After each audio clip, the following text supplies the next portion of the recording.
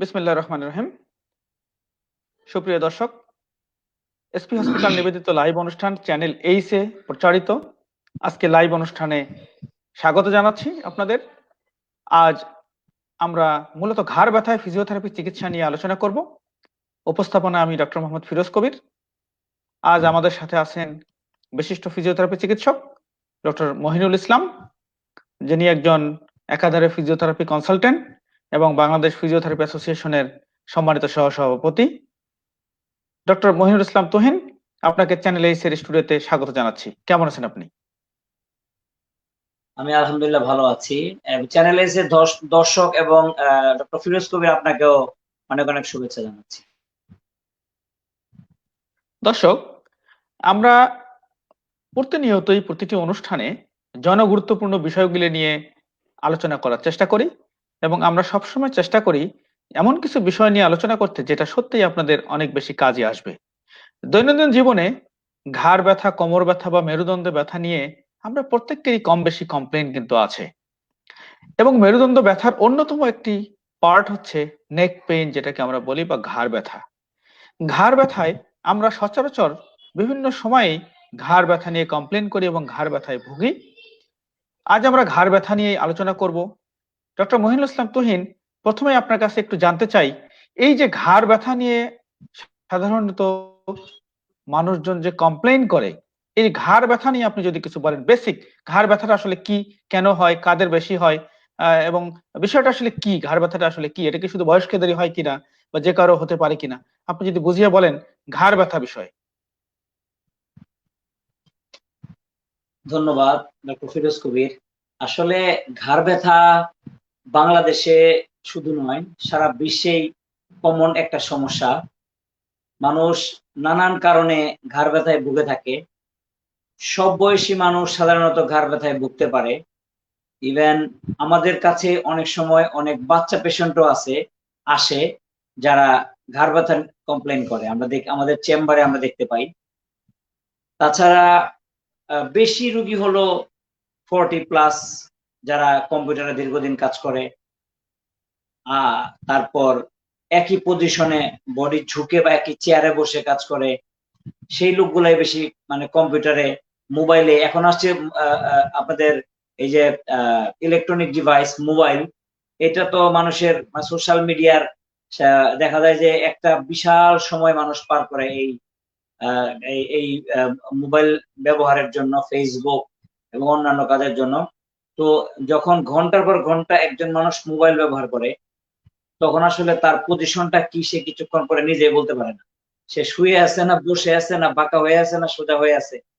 যখন সে বলতে না পারে, তখন দীর্ঘক্ষণ একই পজিশনে যখন উনি ডিভাইসটি ব্যবহার করে, ফলে উনার যে মাসেল গুলা জায়গা আছে আমাদের ঘাড়ের আশেপাশে এবং ঘাড়ে, সেই মাসেল গুলা ফ্যাটিক হয়ে যায় এবং ঘাড় ব্যথার সৃষ্টি হয়। আরেকটা যে কমন সমস্যা আমরা পাই, পেশেন্ট আমাদের কাছে এসে বলে যে আমি সারা রাত ঘুমাইছি, কোনো সমস্যা নাই, ঘুম থেকে উঠে সকালে যখন আমি বসছি তখনই আমার ঘাড়ের এইখানে ক্লিক করে ব্যথা, আমি আর ঘাড় ঘুরাতে পারি না, নাড়াতে পারি। তো এই হলো মোটামুটি আমাদের কাছে ঘাড় ব্যথার কমপ্লেন। তো সেই ক্ষেত্রে বালিশও একটা কারণ, আমি বিস্তারিত বলবো আপনাদেরকে। তো বালিশের কারণেই সাধারণত একটা বিশাল পার্সেন্টেজের পেশেন্ট ঘাড় ব্যথায় ভুগে থাকেন, যেটা আমরা পাই। এই জন্য ঘাড় ব্যথার আসলে আরো অনেক কারণ আছে, যেমন হুইপ্লাস ইনজুরি নামে একটা ইনজুরি আছে। অনেক পেশেন্ট যখন গাড়িতে চড়ে, হঠাৎ করে গাড়ি ব্রেক করে, তখন তার নেকটা হঠাৎ করে হ্যাঁ, ডক্টর বডিটা ডক্টর সামনের মহিনুল দিকে ইসলাম তুলে তুহিন, দেয়। জি, বলুন।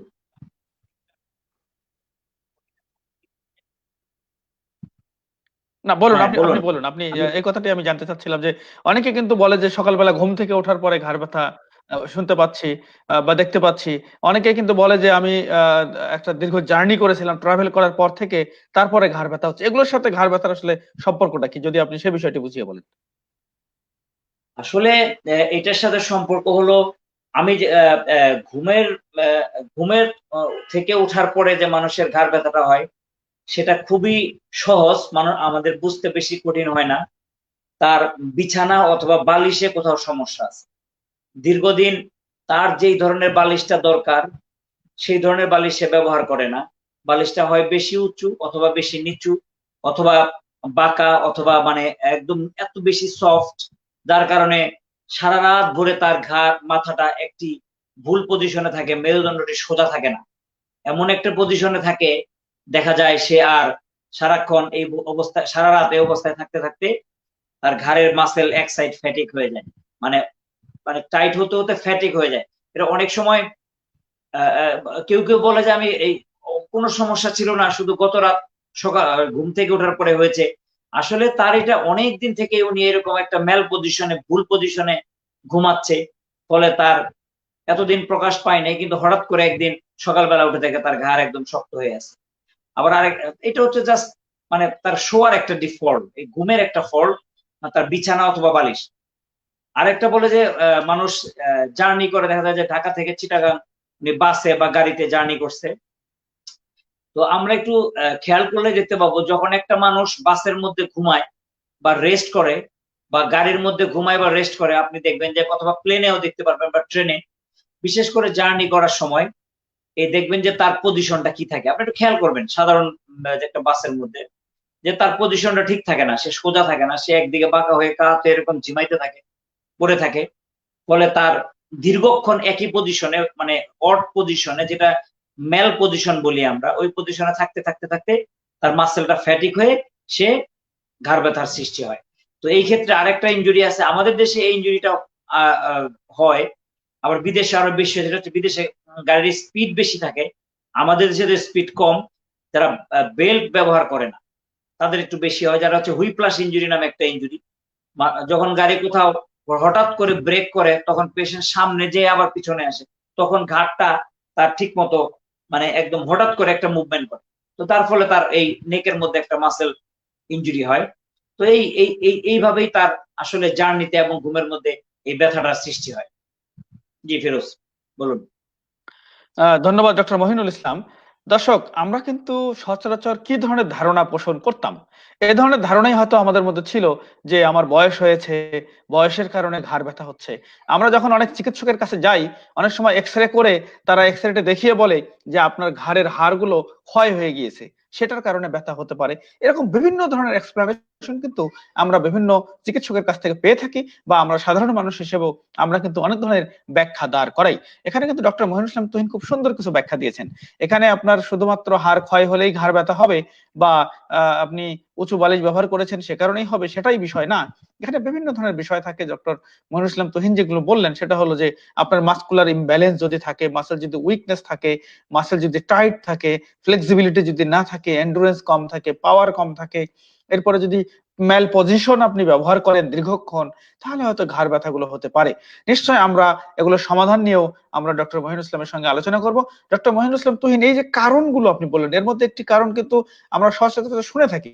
অনেক সময় অনেক রোগীকে যখন আমরা এমআরআই করি, এমআরআই করার পরে বলা হয় যে ডিস্ক প্রলাপস হয়েছে, সার্ভাইকাল রিজিয়নের ডিস্ক প্রলাপস। সেটার কারণে কি ঘাড় ব্যথা হতে পারে? বা হয়ে থাকলে সেই ঘাড় ব্যথাগুলো কি ঘাড়ে থাকে না হাতের দিকে, বা অন্য কোনো প্রবলেম হয় কিনা, এই বিষয়টি নিয়ে যদি একটু বুঝিয়ে বলেন যে ডিস্ক প্রলাপস হলে কি ধরনের ঘটনা বেসিক্যালি ঘটে থাকে।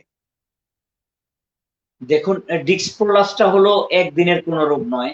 এটা ডিস্ক প্রলাপসটা হলো দীর্ঘদিনের একটা প্রবলেম, মাসেল উইকনেস বা মাসেল টাইটনেস বা মাসেল এন্ডুরেন্স এইসব সমস্যার কারণে। ওই আমি আপনাকে বলেছি নানান মানুষের ব্যাড ওয়ার্কিং পোস্টারের কারণে দীর্ঘদিন ভুগতে ভুগতে যখন মাসেল টাইটনেস চলে আসে বা মাসেলের মধ্যে কিছু পার্ট উইক কিছু পার্ট টাইট হয়, তখন একটা ইমব্যালেন্স তৈরি হয়। ইমব্যালেন্স তৈরি হওয়ার ফলে সেখান থেকে আপনার আমাদের দুই ভার্টিব্রা, দুইটা আমরা কশেরুকা বলি, ওর মাঝখানে যে একটা শক অ্যাবজর্বার যেটা বডির ওয়েট বহন করে, সেটার ভিতরে এক ধরনের জেল থাকে। তো সেই জেলটা যখন এই এরকম অ্যাবনর্মাল প্রেসারের কারণে, উইকনেস, স্ট্রেংথ, মানে স্ট্রাইপ, এইসব ইমব্যালেন্সের কারণে আস্তে আস্তে আস্তে ধীরে ধীরে যখন সেই জেলটা যখন বাইরে চলে এসে আমাদের ঘাড় থেকে যে নার্ভ গুলা বেরোইছে, নার্ভ স্নায়ু বের হয়েছে, ওগুলা আপনার এই আমাদের হাতে এবং দুই হাতে সাপ্লাই দেয়, এবং এই যে ঘাড়ে এলাকাগুলো সাপ্লাই দেয়। ফলে সেই নার্ভ গুলার উপর যখন ওই বা স্নায়ুগুলোর উপর যখন ওই ডিস্কটা প্রেসার দেয়, কখনো টাচ করে থাকে, কখনো বের হয়ে যায়, কখনো মানে চাপ দিয়ে রাখে, তখনই আমাদের ব্যথাটা ঘাড়ের সাথে সাথে সাথে হাতে চলে যায়। একদম হাতে কেউ কেউ বলে আঙ্গুলের শেষ মাথা পর্যন্ত ঝিনঝিন ঝিনঝিন করতে থাকে, নানান সমস্যা তৈরি হয় পেইনের সাথে সাথে। কখনো অবশ অবশ, নামনেস, তারপর এক সময় সেন্সেশন পর্যন্ত লস হওয়া শুরু হয়। তো এগুলা হচ্ছে একটা পরবর্তীতে কমপ্লিকেশন হিসেবে দাঁড়ায়, সেকেন্ডারি কমপ্লিকেশন রেফার করে আর কি। সেটা নার্ভ যখন ইনভলভমেন্ট হয় তখনই সাধারণত এই ঘটনাটা ঘটে। শুধু ডিস্ক প্রলাপস হলেই যে আপনার হাতে ব্যথাটা রেফার করবে বা জিনজিন চিনচিন করবে তাও নয়। আমাদের অনেক সময় মাসেল টাইট হয়, মাসেলটা যখন শক্ত হয়ে তার স্বাভাবিক ফ্লেক্সিবিলিটি যখন নষ্ট হয়ে যায়, তখন সে নার্ভটা কিন্তু মাসেলের মধ্যে দিয়ে, মাসেলের নিচে বা উপরে বা সাইড দিয়ে আসে। তখন কি হয়, ওই নার্ভটার উপরে ওই শক্ত মাসেলটা যখন প্রেসার দেয়, তখনও আপনার ঝিনঝিন চিনচিন করতে পারে। তো সেই ক্ষেত্রে আমি বলবো আমরা এরকম হলে আমাদের একজন বিশেষজ্ঞ ফিজিওথেরাপি চিকিৎসকের কাছে যান, যে তারপরে আপনি তার কাছ থেকে এই ব্যাপারটা আসলে ডায়াগনোসিস করে তারপরে আমরা করব, ট্রিটমেন্ট দিব। কিন্তু এখানে একটা বিষয় খুবই গুরুত্বপূর্ণ, যে আমরা যেটা বলি ডক্টর সবসময়। মহিনুল ইসলাম তুহিন, ডক্টর ডক্টর মহিনুল ইসলাম তুহিন, আমি একটু ব্রেক করি আপনাকে। আমরা খুব সুন্দর একটা আলোচনা বেসিক্যালি এগিয়ে চলছিল, যে কারণগুলির মধ্যে একটা গুরুত্বপূর্ণ কারণ কিন্তু আসলো যে মাসকুলার ইমব্যালেন্স। তারপরে যেটা ডিস্ক প্রলাপসে নিউক্লিয়াস পালপোসাসটা বের হয়ে গিয়ে না রুটে যখন কম্প্রেশন করে হাতের দিকে ব্যথা চলে যায় বা ঝিমঝিম করে, ভারী ভারী লাগে, অবশ লাগে, যেমনটি আপনি বলছিলেন ডক্টর মহিনুল ইসলাম তুহিন। একটু কি বলবেন যে একজন ফিজিওথেরাপি চিকিৎসক হিসেবে আপনাদের কাছে যখন কোনো ঘাড় ব্যথা রোগী আসে, আপনারা কিভাবে এই বিষয়টি বের করেন আসলে ঘাড়ের কোথায় প্রবলেম হয়েছে, নাকি পুরো ঘাড়কেই ধরে নেন যে পুরো ঘাড় মিলে তার ব্যথা হচ্ছে? নিশ্চয়ই এটা স্পেসিফিক ভাবে আপনারা ডায়াগনোসিস করেন, এবং চিকিৎসা তো তার পরের ব্যাপার। তো আপনারা যে একজন ফিজিওথেরাপি চিকিৎসক হিসেবে আপনারা কিভাবে এই ডায়াগনস্টিক প্রসিডিউরটা ফলো করেন, যে আপনারা এটাকে কনফার্ম করে ফেলতে পারেন যে এই কারণেই ঘাড় ব্যথাটা হয়েছে? যদি এই বিষয়টি আপনি একটু বুঝিয়ে বলেন, যে কথাটি আপনি অলরেডি বলতে শুরু করেছিলেন, আমরা একটু সেটার এক্সপ্লানেশনটা জানতে চাই ডক্টর মহিনুল ইসলাম তুহিন। জি, আসলে আমাদের দেশে বা অনেক প্রচলিত কথা আছে এই ঘাড় ব্যথা নিয়ে। তো আমরা কমন যে কথাটা শুনতে পাই সেটা হলো, আমরা যে পেশেন্ট যখন আমাদের কাছে আসে, বাংলাদেশে সাধারণত পেশেন্টরা সচেতনতা এখনো সেভাবে তৈরি হয়নি। তো কমন পেশেন্টরা আমাদেরকে বলে যে অমুক ডাক্তার সাহেব বলেছেন, অমুকে বলেছেন আমার হাড় ক্ষয় হয়ে গেছে বা হাড় বেড়ে গেছে, হাড় হয়ে মানে ছোট কি হাড়ের মধ্যে এই জেল বের হয়ে গেছে, এরকম নানান ভাবে বলে থাকে। আসলে একটা বয়সী মানুষের মধ্যে যদি আমরা এমআরআই বা এক্স রে করে থাকি, তাহলে অনেকের পেইন নাই, তারপরেও তার হাড় ক্ষয় হওয়া, হাড় বেড়ে যাওয়া, হাড় কমে যাওয়া, এরকম প্রবলেম থাকতে পারে। তো এই জন্য আমরা ওই বিষয়টাকে সবচেয়ে বেশি গুরুত্ব না দিয়ে, আমার মনে হয় আমরা যেটা করতে পারি সেটা হলো, আমরা বা করি সাধারণত পেশেন্ট যখন আমাদের কাছে আসে, যে প্রশ্নটি আপনি করলেন যে এই ধরনের প্রবলেম নিয়ে আসলে সাধারণত আমরা কিভাবে পেশেন্টটাকে তার ডায়াগনোসিসটা করি, যে তার আসলে কি কারণে ঘাড় ব্যথাটা হচ্ছে। সেই ক্ষেত্রে আমরা পেশেন্টের হিস্ট্রিটা আগে নেই। হিস্ট্রিটা নেওয়ার পরে তাকে আমরা একটা খুব খুব সুন্দরভাবে, খুব সায়েন্টিফিক ভাবে আমরা পেশেন্টটাকে অ্যাসেসমেন্ট করি। অ্যাসেসমেন্ট করার পরে আমরা দেখি যে আসলে তার সিমটমটা কোথায়। সিমটমের জায়গা বুঝে আমরা ডায়াগনোসিস করি, তার আসলে ওইখানে সমস্যা হয়েছে, তার এই সমস্যা হয়েছে। যখনই আমরা ঝিনঝিন চিনচিন বা নার্ভের ইনভলভমেন্ট পাবো বা নার্ভনেস পাবো, তখনই আমরা বুঝে নিব যে সামথিং রং ইন নার্ভ। আর নর্মালি যে মাসেল পেইন হয়, সেই ক্ষেত্রে আমরা প্রথমেই নার্ভ চিন্তা করব না, আমরা চিন্তা করব যে মাসেলের imbalance, muscle tightness, muscle fatigue, এইসব আমরা চিন্তা করব। কিন্তু যখনই এটা রেফার্ড পেইন, ঝিনঝিন চিনচিন নার্ভনেস শুরু হয়ে যায়, তখন আমরা মনে করব আস্তে আস্তে এই জিনিসটা খারাপের দিকে যাচ্ছে। সুতরাং আমরা তখন এইটা বুঝতে পারি যে আসলে এটা নার্ভের ইনভলভমেন্ট। তো এই ডায়াগনোসিসের করার পরে, অ্যাসেসমেন্ট করে ডায়াগনোসিসের করার জন্য অনেক সময় আমরা এক্স রে, এমআরআই এর সাহায্য নেই। কারণ আমরা যদি এক্স রে, এমআরআই না করতে পারি, অনেক সময় অনেক পেশেন্ট কোনো স্পেসিফিক সিমটম তার থাকে না, একটু ক্রিটিক্যাল থাকে, ওই পেশেন্ট গুলা সাধারণত আমরা এমআরআই করলে আমরা আরো একদম স্পেসিফিক, একদম ক্লিয়ার কাট ডায়াগনোসিস করতে পারি, ফলে আমাদের চিকিৎসা দেওয়াটা অনেক সহজ হয়ে যায়। জি, আমার মনে হয় আমি বুঝাইতে পারছি। ফিরোজ কবির, আপনি বলুন। ডক্টর ডক্টর মহিনুল ইসলাম তুহিন খুব সুন্দর প্রসেসে আপনি ডায়াগনস্টিক প্রসিডিউরটা আমাদের দর্শকদের উদ্দেশ্যে বলেছেন। দর্শক, আমরা আজ লাইভ অনুষ্ঠানে আছি ডক্টর চেম্বারে। আজকের বিষয় ঘাড় ব্যথায় ফিজিওথেরাপি চিকিৎসা। আমি ডক্টর মোহাম্মদ ফিরোজ কবির উপস্থাপনা করছি এবং আমাদের অতিথি হিসাবে আজ উপস্থিত আছেন ডক্টর মহিনুল ইসলাম তুহিন। আজ আমরা আলোচনা করছি ঘাড় ব্যথায় ফিজিওথেরাপি চিকিৎসা নিয়ে। দর্শক, আমার মনে হয় ইতিমধ্যেই আপনারা বুঝতে পেরেছেন যে ঘাড় ব্যথার কারণগুলি কি কি, কি কি কারণে ঘাড় ব্যথাগুলো হচ্ছে আপনার, এবং ঘাড় ব্যথায় একজন ফিজিওথেরাপি চিকিৎসক কি ধরনের ভূমিকা পালন করতে পারে এবং তারা কিভাবে এটাকে কনফার্ম ডায়াগনোসিস করে ফেলতে পারে। ঘাড় ব্যথা মানে এরকম না পুরো ঘাড় মিলে আপনি ধরে নেবেন আপনার ঘাড় ব্যথা। It could be so much specific. একজন ফিজিওথেরাপি চিকিৎসক কিন্তু এটা খুব সুন্দরভাবে স্পেসিফিক জায়গাটাকে বের করে কত নম্বর নার্ভে বা কোন মাসেলে বা কোন ডার্মাটোমাল মায়োটোমাল রিজিয়নে এই পেইন গুলো হচ্ছে বা কোন ডিস্ক প্রলাপসের জন্য পেইন গুলো হচ্ছে, একজন ফিজিওথেরাপি চিকিৎসক কিন্তু এটা খুব সুন্দরভাবে ডায়াগনোসিস করে কনফার্ম করতে পারে যে কোথায় আপনার আসলে পেইনের সোর্সটি। আর সোর্স যদি জানা যায় তখন কিন্তু চিকিৎসাটি অনেকটাই সহজ হয়ে যায়, যেটা একজন ফিজিওথেরাপি চিকিৎসক খুব সুন্দরভাবে সুচারুভাবে করে থাকেন। ডক্টর মহিনুল ইসলাম তুহিন, একজন রোগী, ঘাড় ব্যথা রোগী আপনার কাছে আসলো, বিভিন্ন ধরনের কমপ্লেইন আপনাকে করলো, আপনি তাকে অ্যাসেসমেন্ট করলেন, আপনি তাকে ডায়াগনোসিস করলেন, কনফার্ম হইলেন যে এই রোগীটার মাসকুলার ইমব্যালেন্স, সেই কারণে ঘাড় ব্যথা হয়েছে, মাসেল স্পাজম সেই কারণে ঘাড় ব্যথা হয়েছে, বা তার ডিস্ক প্রলাপসে নার্ভ রুটে কম্প্রেশন হয়েছে সে কারণে ঘাড় ব্যথা হয়েছে, বিভিন্ন বিষয় নিয়ে আসে। তো এই ধরনের রোগীদেরকে আপনারা সাধারণত কি ধরনের চিকিৎসা দিয়ে থাকেন, যে চিকিৎসায় রোগীদের ইম্প্যাক্টটা কেমন হয় বা কি আপনারা চিকিৎসা পদ্ধতি বা এসব বিষয় নিয়ে যদি দর্শকদের উদ্দেশ্যে খোলামেলা ভাবে কিছু বলেন ডক্টর মহিনুল ইসলাম তুহিন। অনেক ধন্যবাদ। আসলে আমাদের কাছে যখন পেশেন্ট আসে তখন আমাদেরকে সবচেয়ে ইম্পর্টেন্ট হচ্ছে ডায়াগনোসিস করা, যেটা আমি আপনাকে এর আগেও বলেছি। আর ডায়াগনোসিস এর ক্ষেত্রে আমাদের জন্য একটা বিশাল মাধ্যম হচ্ছে হিস্ট্রি। আমরা যখন পেশেন্টের কাছ থেকে সঠিক তথ্যটা পাই যে তার কিভাবে, কোত্থেকে, কখন এই ঘাড় ব্যথাটা শুরু হলো, তখন আমাদের ট্রিটমেন্টটা খুবই সহজ হয়ে যায় এবং বেশি কঠিন হয় না। আর তার আগে একটা কথা বলে নেই, আপনারা যত দেরিতে ফিজিওথেরাপিস্টের কাছে আসবেন, ফিজিওথেরাপি চিকিৎসকের কাছে আসবেন, যত দেরিতে আপনাদের এই কমপ্লিকেশনটা আস্তে আস্তে বাড়তে থাকে। আপনাদের যেই ব্যথাটা ঘাড়ে ছিল সেই ব্যথাটা আর্মে যাবে, আর্ম থেকে হাতে যাবে, হাতে থেকে আঙ্গুলে চলে যাবে।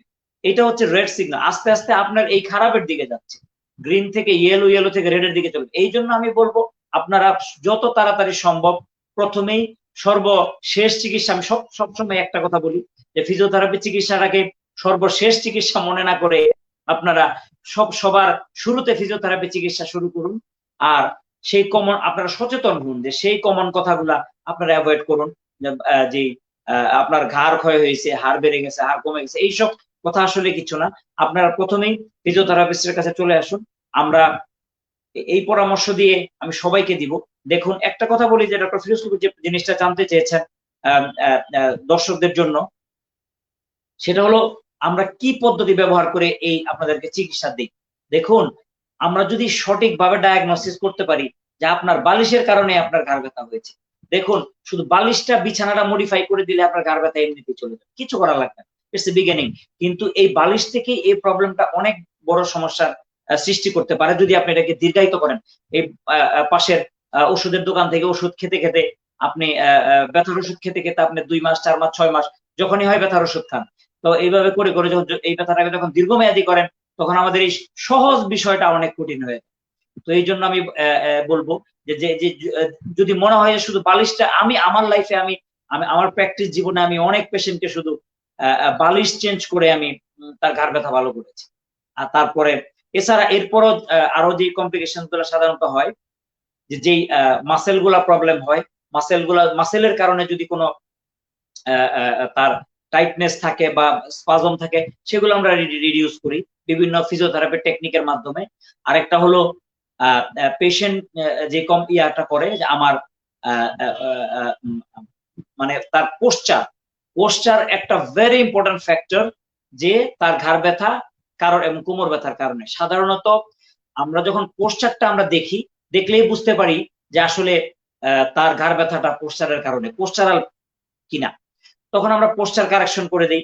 পোস্টার যখন কারেকশন, এটা একটু সময় সাপেক্ষ, কারণ 10 বছর 20 বছর ধরে সে একজন মানুষ ম্যাল পোস্টার মানে তার স্পাইনটাকে বাজেভাবে বসতো, মানে যেভাবে বসা দরকার সেভাবে বসতো না, যেভাবে দাঁড়ানো দরকার সেভাবে দাঁড়াতো না। ফলে যেভাবে এই জন্য তার পোস্টারটা যখন বাঁকা হয়ে যায়, তো এটা তো হুট করে আর একদিনে 2 দিনে এই পোস্টার কারেকশন করা সম্ভব হয় না। আমাদের অল্প কিছুদিন সময় লাগে। এই পোস্টার কারেকশন করলেই দেখা যায় এমনিতেই ঘাড় ব্যথা হয়ে যায়, যেটা পোস্টারাল পেইন এর ক্ষেত্রে। তারপর মেকানিক্যাল যে পেইন গুলো আছে সেগুলো তো আরেকটু জটিল। যে পেইন গুলো সাধারণত পেশেন্টস ভুগে থাকে, আমরা যদি বিগিনিং এ এই পেশেন্ট গুলা পাই তাহলে খুব সহজে আমরা বিভিন্ন টেকনিক অবলম্বন করে আমরা চিকিৎসা দিয়ে থাকি। কিন্তু যদি এই পেশেন্ট গুলো লেট করে তাহলে এই মেকানিক্যাল পেইনটা একটা জটিল আকার ধারণ করে। তখন ওই নার্ভ রুটে কম্প্রেশনটা দেখা যায় মানে অনেক মারাত্মক পর্যায়ে চলে যায়, তখন একটু ডিফিকাল্ট হয়। এই জন্য আমি বলবো যে আপনারা এই এক এক সিমটম, এক এক রকম প্রবলেম হিস্ট্রি, এক এক রকম ডায়াগনোসিসের জন্য আসলে ট্রিটমেন্টটাও আলাদা। তো আপনি যদি শুধু এই স্যাক, কমন স্যাক বলে দিল যে আপনারা স্যাক নেবেন আর এই একটা কলার পরবেন, দেখেন এই কলারটাও একটা খুবই বাজে অভ্যাস। আমি দেখি রাস্তাঘাট আপনারা দেখবেন যে অনেকেই কলার পরে ঘুরতেছে মাসের পর মাস, বছরের পর বছর। তো এগুলো আসলে না। আমরা কলার ব্যবহার করব কখন? যখন একটা পেশেন্ট ধরেন খুব immediate pain, severe pain, patient move করতে পারতেছে না, জার্নি করতে পারতেছে না, চিরিক দিয়ে ব্যথা হচ্ছে, একদম ঘাড় মুভ করতে পারে, তো আমরা 3 দিন 5 দিন 7 দিন 10 দিন সর্বোচ্চ 2 উইকস আমরা এটা ব্যবহার করব তো ইমোবিলাইজ রাখার জন্য। এই সময় আমরা ফিজিওথেরাপি চিকিৎসাও চালাবো, তার সেফটির জন্য আমরা কলারটা ব্যবহার করব। কিন্তু মাসের পর মাস বা বছরের পর বছর এই কলারটা যদি আমরা ব্যবহার করি, এই পেশেন্টের ক্ষতি ছাড়া আমরা ভালো করতে পারবো না বলে আমার বিশ্বাস। ডক্টর মহিনুল ইসলাম তুহিন, খুব সুন্দর একটি তথ্য। দর্শক নিশ্চয়ই আপনারা বিষয়টি কিন্তু খুব ভালোভাবে বুঝতে পেরেছেন। সেটা হলো যে এই যে আমরা মাসের পর মাস কলার ব্যবহার করি ঘাড়ে, এটা কি আমাদের জন্য আদৌ ভালো হচ্ছে না খারাপ হচ্ছে? ডক্টর মহিনুল ইসলাম তুহিন কিন্তু খুব সুন্দরভাবে এটি ব্যাখ্যা করেছেন বা অ্যান্সার দিয়েছেন। সেটা হলো যে ফর দ্য টাইম বিং আপনি যদি যে রাস্তায় চলছেন, গাড়িতে উঠছেন, সেখানে ঝাঁকি লাগার একটা সম্ভাবনা আছে। ঝাঁকির কারণে আপনার ব্যথা বেড়ে যাচ্ছে বা ডিস্কটা হয়তো জায়গা থেকে সরে যাচ্ছে, সেক্ষেত্রে কিন্তু আপনি কলার ব্যবহার করতে পারেন just for time being, maximum 2 weeks এর জন্য। এর বেশি কিন্তু কলার ব্যবহার করাটা আপনার জন্য হিতে বিপরীত হতে পারে। সুতরাং এই কলার ব্যবহারের বিষয়টি, এটা কিন্তু অবশ্যই একজন ফিজিওথেরাপি চিকিৎসকের পরামর্শের বাইরে গিয়ে আপনি এটা করেন না। এটা আপনার জন্য বরং আরো ক্ষতির কারণ হয়ে দাঁড়াতে পারে। ডক্টর মনিরুল ইসলাম তুহিন, অনেক রোগীকেই আমরা দেখি, অনেক চিকিৎসক অ্যাডভাইস করে থাকেন যে আপনার ঘাড় ব্যথা, আপনি কখনো আর নরমাল নামাজ পড়তে পারবেন না, আপনি চেয়ারে বসে নামাজ পড়বেন। আসলে এই জিনিসটা একটু ব্যাখ্যা করুন তো, যে নামাজ তারা ঘাড় ব্যথা শুরু হওয়ার কতদিন পরে তারা নরমাল নামাজ পড়তে পারবে, নাকি আদৌ তাদের নরমাল নামাজ পড়া উচিত হবে না, সারা জীবন তাকে চেয়ারে বসে নামাজ পড়তে হবে কিনা? এই বিষয়টি নিয়ে যদি আপনি একটু খুব সুন্দরভাবে আমাদের দর্শকদের উদ্দেশ্যে কিছু বলেন। জি, আসলে আপনি একটা অনেক গুরুত্বপূর্ণ প্রশ্ন করেছেন। এই প্রশ্নটা আসলে আমাদের, আপনি মসজিদে গেলে আমরা দেখতে পাই সাধারণত যে চেয়ারের সংখ্যা বাড়ছে, মসজিদে শুধু চেয়ার চেয়ার চেয়ার, মানে দুই পাশের মানে দেখা যায় যে অনেক লোক চেয়ারে বসে নামাজ পড়ছে। অনেক শুধু বয়স্করা যে পড়ছে তাও না, অনেক ইয়ং মানুষ, অল্প বয়সী মানুষ এখন আমরা দেখি যে চেয়ারে নামাজ পড়ছে। তো সেই ক্ষেত্রে আপনাকে আপনার বলবো যে শুধু সিম্পল একটা মাসেল স্পাজম, সিম্পল একটা মাসেল, আমি আপনাকে বলেছি যে অনেক পেশেন্ট থাকে যে আমরা শুধু বালিশ চেঞ্জ করি, কোনো ট্রিটমেন্ট দিব না, শুধু বালিশটা মডিফাই করে দিব, তার ব্যথা চলে যাবে। কোন পেশেন্ট সিম্পল মাসেল স্পাজম, আমরা 3 দিন 7 দিন 2 দিন একদিনও চিকিৎসা করব, পেশেন্ট সুস্থ হয়ে বাড়ি চলে যাবে, সে স্বাভাবিক জীবনযাপন করবে। আবার যখন আপনি এটা জটিলতা সৃষ্টি করবেন, দেরি করে ফিজিওথেরাপিস্টের কাছেও আসবেন, তখন আমাদের ট্রিটমেন্টটাও একটু জটিল হয়ে যায়। কিন্তু তারপরেও আমরা বলবো যে আপনারা এই ধরনের ক্ষেত্রে শুধু এই আজীবন চেয়ারে বসে নামাজ, এটা আসলে অত্যন্ত দুঃখজনক যে একটা মানুষকে শেষ করে দেওয়া, তাকে জীবন্ত অবস্থায় প্রতিবন্ধী করে দেওয়া। তো আমি মনে করি এই এই এই জিনিসটা উচিত না। আমাদের কাজ হচ্ছে যে আমাদের যে প্রবলেমটা হয়েছে, যে ডায়াগনোসিস করে আমরা যেই উৎসটা পেয়েছি ঘাড় ব্যথার, সেই উৎস থেকে আমরা ঘাড় ব্যথাটাকে যখন নির্মূল করে দিব, তখন আপনার তো আবার সে আগের মতো চলে যাবে, স্বাভাবিক জীবনযাপন করবে।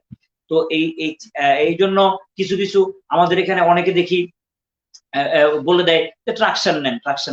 আসলে এইটা একজন ফিজিওথেরাপিস্টই কেবল বলতে পারবে, অন্য কেউ বলতে পারবে না যে আপনার এই আসলে ট্রাকশন প্রয়োজন নাকি আপনার অন্য কোনো চিকিৎসা প্রয়োজন, নাকি ম্যানুয়াল থেরাপি প্রয়োজন, বা আপনার পোস্টারাল কারেকশন প্রয়োজন, নাকি আপনার বালিশ চেঞ্জ করার প্রয়োজন, না কি ট্রিটমেন্ট আপনার প্রয়োজন, নাকি রেস্ট প্রয়োজন, একজন ফিজিওথেরাপিস্ট আপনাকে ডায়াগনোসিস করে, অ্যাসেসমেন্ট করে, ডায়াগনোসিস করে আপনাকে বলে দিবে, এবং সে আপনাকে ট্রিটমেন্ট দিয়ে কিউর করে দিবে। সুতরাং এটা অত্যন্ত দুঃখজনক যে আপনাকে সারা জীবনের জন্য যদি আপনাকে কেউ চেয়ারে বসে দেয়, যে আপনি চেয়ারে বসে নামাজ পড়বেন, ঘাড় ঝুঁকাবেন না, এরকম অনেকটা ব্যাপার হয়ে গেছে বাংলাদেশে। আসলে এটার কোনো প্রয়োজনীয়তা নাই আমি মনে করি। কারণ যদি ডিস্ক বের হয়ে যায় বা হার্নিয়েশন হয়ে যায়, তার জন্য তো চিকিৎসা আছে।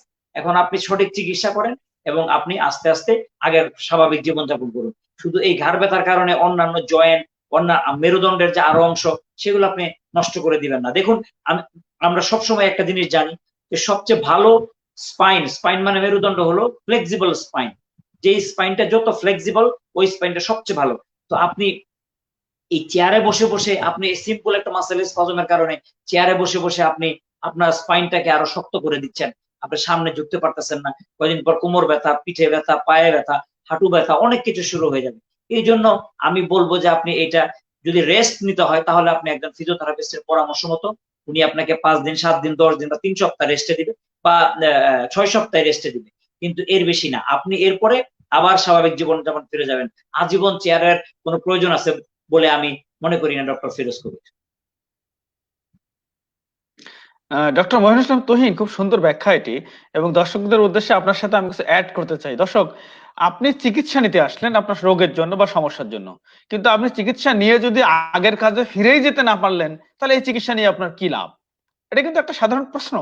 কারণ চিকিৎসা নেওয়ার পরে যদি আমি আগের কাজ নাই করতে পারলাম, তাহলে আমার চিকিৎসা ইফেক্টিভ হয় নাই, এটাই আমাদের ধরে নেওয়া যেতে পারে। আরেকটা জিনিস অ্যাড করতে চাই দর্শক, সেটা হলো যে সমীক্ষায় দেখা গেছে এরকম যে বেশিরভাগ ঘাড় ব্যথা রোগীদের সাধারণত সামনে ঝোঁকার কারণে, সামনের দিকে দীর্ঘক্ষণ ঝুঁকে থাকার কারণে ঘাড়ের পিছনের মাসেলগুলো ওভার কম্প্রেসড হয়, সামনের ওভার স্ট্রেসড হয়, এবং সামনের মাসেলগুলো ওভার কম্প্রেসড হয়। একটা ফ্যাটিক বা ইমব্যালেন্স সিচুয়েশনের কারণে ঘাড় ব্যথাটা হয়, বা ইভেন ডিস্ক প্রলাপস হলেও সাধারণত পোস্টেরোল্যাটারাল ডিস্ক প্রলাপস বলি আমরা। সেই ক্ষেত্রে এই যে আমরা সিজদা দেই, যখন সিজদা দেওয়ার পজিশনটাকে আমরা বলি রিট্রাকশন পজিশন। তো মোস্ট অফ দ্য ঘাড় ব্যথা রোগী কিন্তু তাদের ফিজিওথেরাপি চিকিৎসার অন্যতম একটা পদ্ধতি হলো রিট্রাকশন মুভমেন্ট, যেটাকে আমরা বলি এই ধরনের মুভমেন্ট।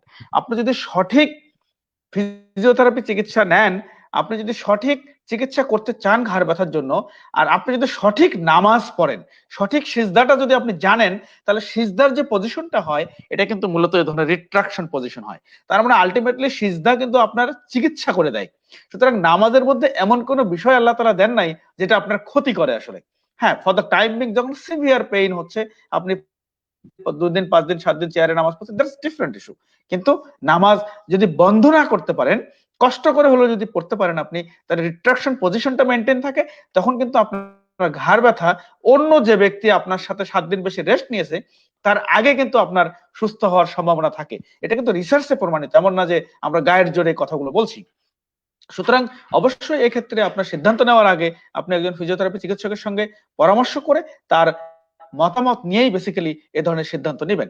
আমরা একটু দর্শকদের কিছু কমেন্টস দেখি। দর্শক, একজন দর্শক ডক্টর কেম ইমরান হোসেন কমেন্টস করেছেন, nice discussion doctor Firoz Kabir sir and doctor Mohirul Islam sir. ধন্যবাদ ডক্টর কেম ইমরান হোসেন, আপনাকে অসংখ্য ধন্যবাদ কমেন্টস করার জন্য। মুস্তাক আহমেদ নামে একজন দর্শক কমেন্টস করেছেন, আমার অনেক কোমর ব্যথা করে হঠাৎ হঠাৎ, আবার চলেও যায়, এর থেকে মুক্তি পাওয়ার উপায় কি? এই কোশ্চেনের অ্যান্সারটি আমরা বেসিক্যালি জানতে চাইবো ডক্টর মহিনুল ইসলাম তুহিনের কাছে। আর মানিক আহমেদ সুমন কমেন্টস করেছেন, সুন্দর প্রোগ্রাম, শুভকামনা doctor Firoz Kabir sir, doctor Mohinul ইসলাম স্যার। ফাতেমা জামাল উনি কমেন্টস করেছেন, গুড জব স্যার। সো দর্শকদের অনেক কমেন্টস, আমরা এতে অনুপ্রাণিত হই, এবং আমরা মানুষের জন্য আরো বেশি তথ্য, জনগুরুত্বপূর্ণ তথ্য সকলের জন্য শেয়ার করতে চাই। ডক্টর মহিনুল ইসলাম তুহিন, আমরা অনুষ্ঠানের একেবারে শেষ পর্যায়ে চলে এসেছি। আপনি একটু মুস্তাক আহমেদের কোশ্চেনের অ্যান্সারটি দিয়ে নেবেন। উনি মাঝে মাঝে কোমর ব্যথা হয়, আবার এমনি এমনি চলেও যায়, এটা থেকে মুক্তির উপায় কি? উনি কি ধরনের অ্যাক্টিভিটিস বা কি ধরনের পজিশন বা কি ধরনের চিকিৎসা উনি করতে পারে, যাতে করে এই ধরনের প্রবলেম থেকে মুক্তি পাওয়া যায়? আর আপনি এই অ্যান্সারটার পরে সাধারণ দর্শকদের উদ্দেশ্যে কিছু কথা বলবেন যে ঘাড় ব্যথা থেকে ভালো থাকার জন্য বা প্রিভেনশনের জন্য, প্রতিরোধের জন্য বা ঘাড় ব্যথা হলে তারা কি ধরনের অ্যাক্টিভিটিস মেইনটেইন করলে, কি ধরনের পোশ্চার মেইনটেইন করলে তারা ঘাড় ব্যথা থেকে ভালো থাকতে পারবে? এই ধরনের কিছু পরামর্শ আপনার কাছে আশা করছি ডক্টর মহিনুল ইসলাম তুহিন। আমি ডক্টর ফিরোজ কবির, আপনাকে ধন্যবাদ। মুস্তাক ভাই নামে একজন যে প্রশ্নটা করেছে, আমি ওটা কোমর ব্যথা, যদি আজকের আলোচনা ঘাড় ব্যথা নিয়ে, আমি ওনার প্রশ্নের উত্তরটা দিব অবশ্যই। তার আগে আমি একটা জিনিস বলতে চাই আপনাদেরকে, মানে জনগণকে, মানুষকে সচেতন করার জন্য। আপনি খেয়াল করবেন যে আমাদের দেশে মানুষের অনেকেরই, বিশেষ করে মহিলাদের, ঠিক ঘাড়ের নিচে এইখানে একটা উঁচু, হ্যাঁ উঁচু থাকে। এটা এটা মানে গরুর ইয়ের মতো।